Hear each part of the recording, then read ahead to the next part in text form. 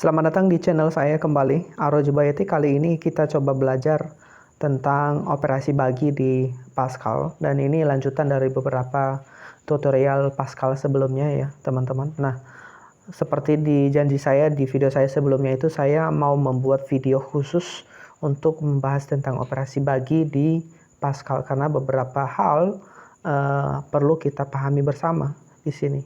Nah, contoh teman-teman, kalau untuk mendeklarasikan variabel ini saya sudah bahas di video-video sebelumnya ya teman-teman. Kemudian untuk perintah writeLine sendiri ya, kegunaannya adalah untuk menuliskan kata tertentu ya, atau untuk menuliskan suatu variabel tertentu nanti di layar monitor begitu ya. Nah, kita misalnya memulai saja di sini teman-teman. Kita misalnya punya variabel A dan B, dan ini tipe datanya integer.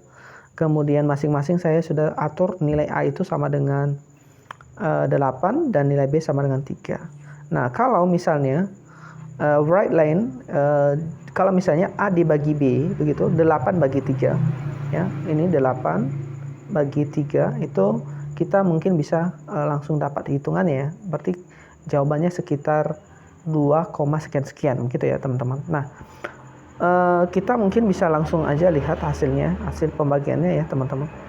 Jadi jawabannya hasilnya adalah di sini teman-teman. Ya, di sini hasilnya. Oke, itu pembagian yang normalnya dulu, yang sederhana. Nah, kemudian yang ada lagi hubungannya dengan pembagian ini teman-teman, yaitu div. Nah, div ini ya, div ini pengertiannya sendiri adalah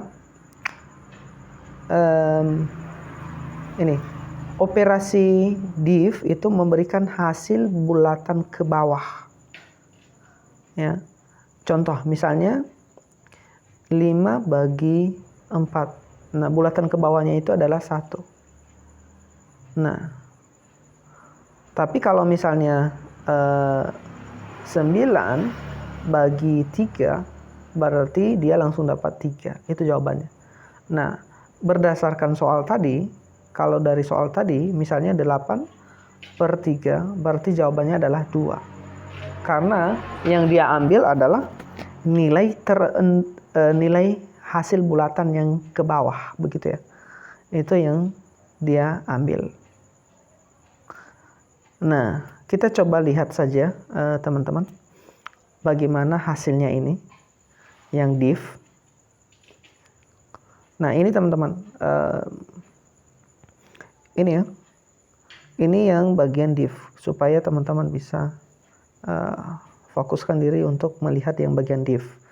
Operasi div memberikan hasil bulatan ke bawah. Contoh 8 bagi 3 tadi hasilnya adalah 2. Kenapa? 8 bagi 3. Nah, jawabannya kan 2, sekian nih. Nah, yang diambil hanya angka yang 2 saja. Oke. Nah, kita next. Kita membahas tentang mod.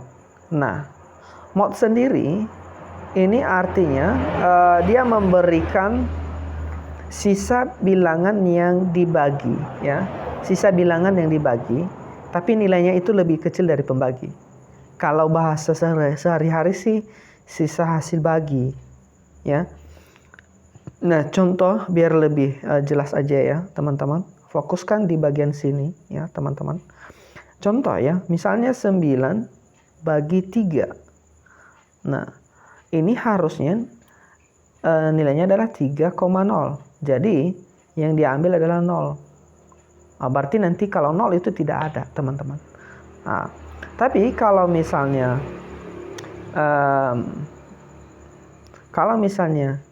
8 bagi 3 sama dengan 2, sekian. Nah, yang sekian itulah yang diambil. Nah, tapi begini teman-teman. Contoh ya. Contoh tadi 8 bagi 3. Ini harusnya kan 2, sekian. Nah, kita kalikan nih. 2 kali 3 itu kan 6. Baru 8 dikurang 6. itu kan sama dengan 2. Jadi modnya, mod dari 8 bagi 3 itu adalah nilainya adalah 2. Karena 2 ini adalah sisa dari 8 yang tidak habis dibagi 3. Kira-kira begitu bahasa sederhananya. Contoh, kita coba ganti nilainya saja ya teman-teman, supaya kita bisa lihat ya. Misalnya kita kasih ini jadi 9, berarti 9 bagi 3. Kita simpan dulu. Oke, kita simpan, kita jalankan. Oke, kita lihat modnya, ternyata dia kasih 0 teman-teman. Kenapa dia kasih 0? Karena memang tidak ada lagi sisa bilangan yang dibagi. Kan 9 bagi 3 kan sama dengan 3,0 kan. Nah, 3 kali 3 itu sudah 9. Nah, 9 dikurang 9 hasilnya 0. Nah, kira-kira begitu. Tapi kalau misalnya 10 bagi 3, berarti ini kan 3, sekian-sekian. Nah, 3 kali 3 itu dapat 9. Nah, 10 dikurangi 9 berapa? 1. Jadi modnya adalah 1. Nah, kira-kira begitu. Nah, kita lanjut lagi yang ada hubungannya dengan operasi bagi ini, teman-teman. Tapi sebelumnya saya ganti dulu angka 9 ini jadi 8 supaya bisa terjawab kebutuhan-kebutuhan yang lain ya. Oke. Setelah mod itu kita belajar tentang tranche. Nah, tranche sendiri itu memberikan hasil pembagian sebelum tanda koma. Dia mengambil ya, dia menunjukkan ke kita itu hasil pembagian sebelum tanda koma. Ini mirip seperti div, ya. Dia mirip seperti div. Tapi kita coba lihat hasilnya seperti apa. Yang di bagian tranche ini di sini teman-teman. Nah, hasilnya mirip seperti div. Oke, kita next lagi.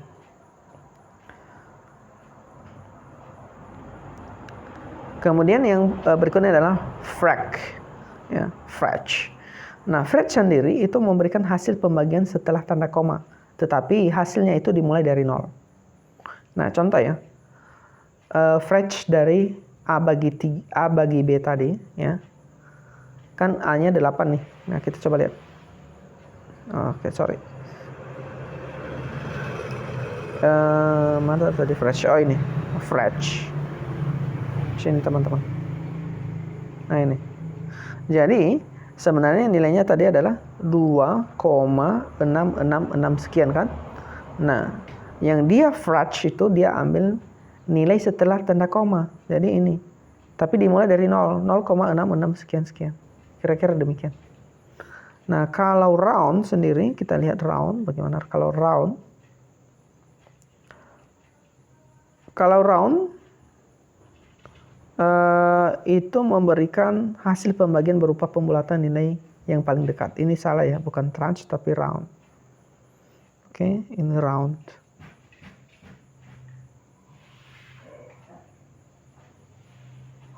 Nah, kalau round ini begini ya teman-teman, memberikan pembulatan nilai ke paling dekat.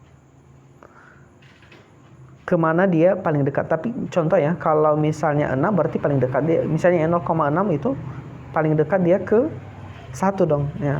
Kita coba lihat saja. Kalau 8 bagi 3 itu kan hasilnya 2, sekian-sekian. 2,6 sekian-sekian. Maka nilainya adalah 3. Dia tuliskan. Sebenarnya nilai 8 bagi 3 itu kan nilainya adalah 2,666. Nah, dia bulatkan ke atas. Tapi kecuali ya, tapi khusus yang langsung setelah tanda komanya itu angka 5. Misalnya 1,5, 2,5 dan seterusnya. Nah, ada aturan khusus di situ teman-teman. Untuk round ini sendiri. Kalau misalnya ya, jika angka sebelum tanda koma itu ganjil, maka dibulatkan ke atas. Tapi kalau nilai angka sebelum tanda koma itu genap, maka itu dibulatkan ke bawah. Contoh lah, kita buat misalnya nilai A itu nilai A 8, kemudian oke, nilai B misalnya kita kasih 4. Kemudian nilai A kita kasih 10.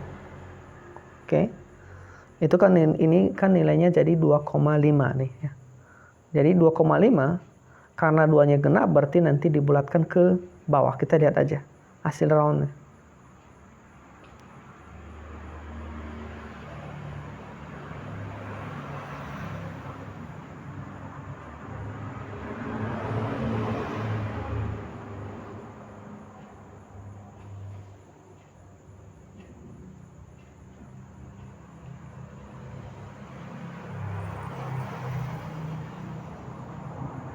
Oke, kita coba lihat lagi ya, teman-teman.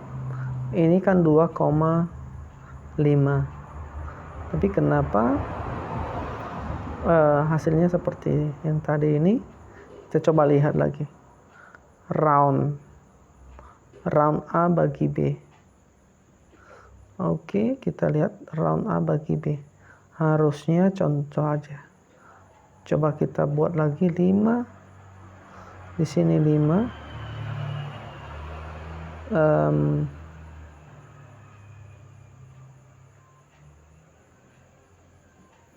Di sini 2. Oke, secara teori sih seperti tadi teman-teman.